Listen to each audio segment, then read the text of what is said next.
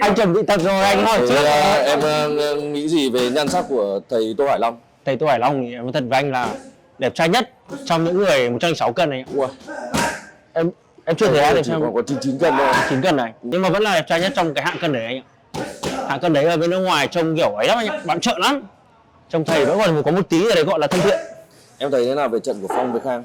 Trận của Phong với Khang em thấy hai anh em ok anh ạ, nhiệt tình máu lửa. Nhưng mà nếu mà đánh nhiều thêm tí nữa thì xem nó hay hơn anh ạ. Đánh vẫn em thấy là em thấy vẫn hơi đòn anh ạ. Hôm qua là Khang là tiến bộ rồi, tiến bộ nhiều.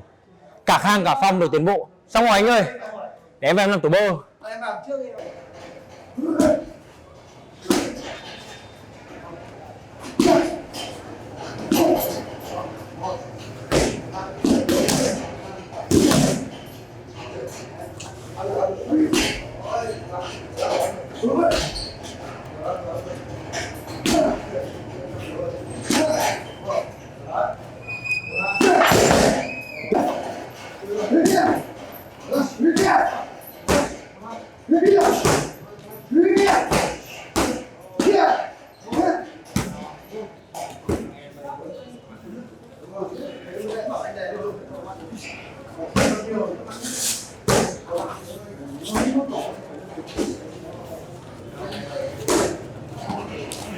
Thu mua máu cá chưa?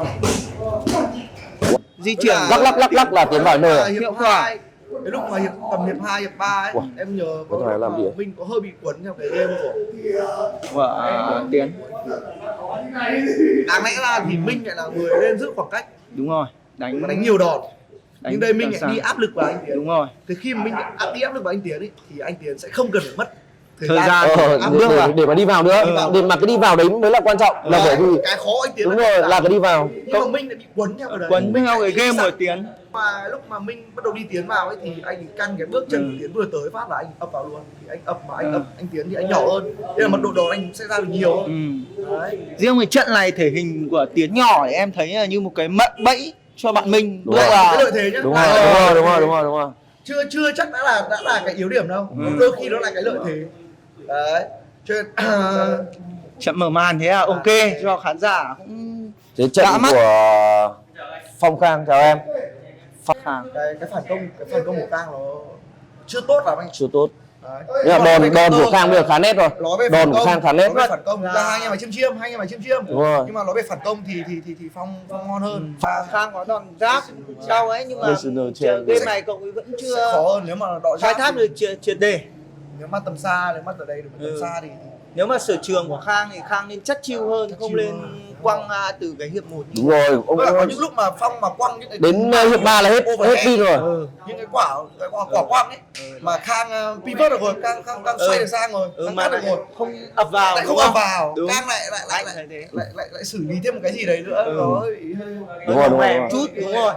đấy, hiểu cái là Khang phải cần bổ sung game thêm. Đấy là quan trọng nữa là Khang phải nghe coach. Khang nhiều lúc là hơi bị cảm xúc quá. Đúng rồi. Đánh vào, ví dụ như em có đề ra chiến thuật là Khang phải vào phải thăm dò trước, đánh thăm dò trước, tiết kiệm sức trước để xem là tốc độ và lực đánh của Phong như nào. Khi mà cảm thấy cơ thể mình bắt đầu cảm thấy an toàn rồi. Nhưng mà anh em rất kỹ thuật, nói chung là đẹp, trận đấu đẹp. Cảm ơn câu lạc bộ. Như chưa nói cái gì cả. Cảm ơn được. Vẫn zoom mà. Anh Quân anh chỉ ai cái lên livestream nhiều.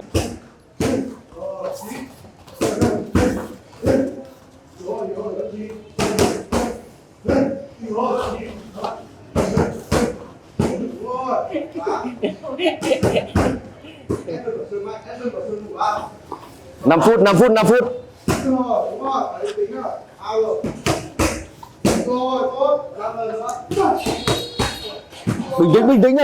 Bình tĩnh nhất. Đúng rồi, áp lực xuống đã, bình tĩnh.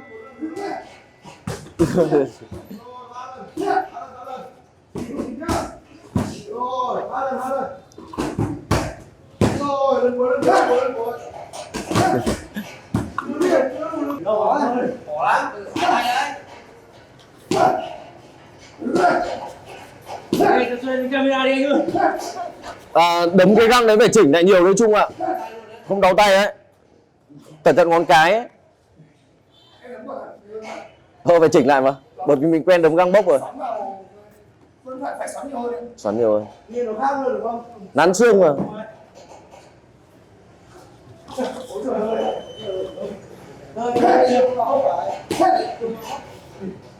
Đúng rồi, nhà đây đúng rồi. Áp lực xuống. Ui rồi. Xong. Đấy. Nào, gà cưng ở bên đây này. Bên quận Hoàn Kiếm anh ấy. Quận Hoàn Kiếm.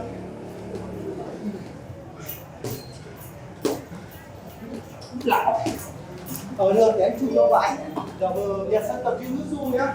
Giả vờ gì, tập thật đi mà giả vờ gì. Em hút vào.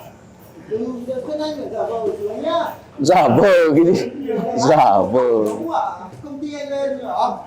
Bạn trái phiếu luôn. Trái phiếu.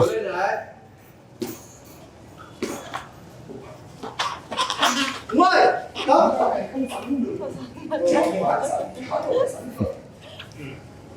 Xoắn mà.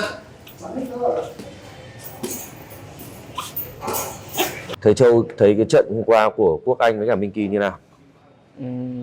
Mọi người bên ngoài nhìn thấy là cái đòn của thằng này nó không có tính sát thương và cũng không có khoảng cách, nên là khi mà không tạo được áp lực lên cho đối thủ, thành ra đối thủ nó rất dễ set up cái game của người ta lên trên mình. Đấy, thì em hôm qua em cảm nhận nào? Lúc tâm lý của mình lúc ấy như thế nào mà sao lại Của em nó do là cũng tâm lý do nhiều người quan sát mình, em đã bị run, và khi mà nhận đòn đau thì em có bị mất bình tĩnh và em đã để sơ hở cho đối thủ nhìn thấy và họ có thể phản công ngay lúc đó. hôm qua anh cũng không, lúc mà tại vì trước sau trận của em là trước trận đấy là trận của Minh đúng không? Đúng không? Thì anh cũng không ở bên ngoài, lúc đó anh chỉ cho em khởi động thôi, nhưng mà lúc sau thì anh thấy mọi người bảo là trước khi vào đấu em chuẩn lúc này mặt em đã tái rồi. Đòn anh chảy sao đòn overhand của em ấy. Sao em lại không đi hết nhở? Em lại dừng lại cho em giật ra nhở? Đánh còn chưa tới cái chưa tới nơi em đã giật ra rồi.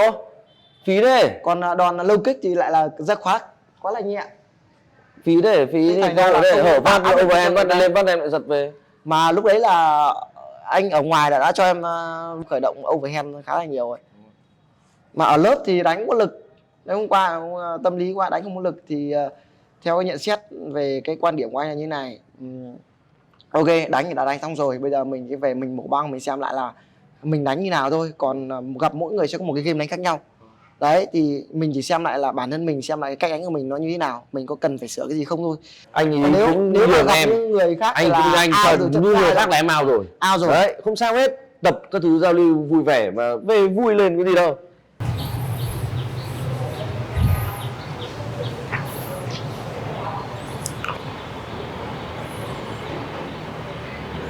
Wow, đi về đi em ơi.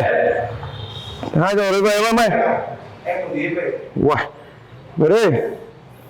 2 giờ chiều rồi, tập từ 9 giờ sáng 2 giờ chiều chưa về. Audio Jungle. Audio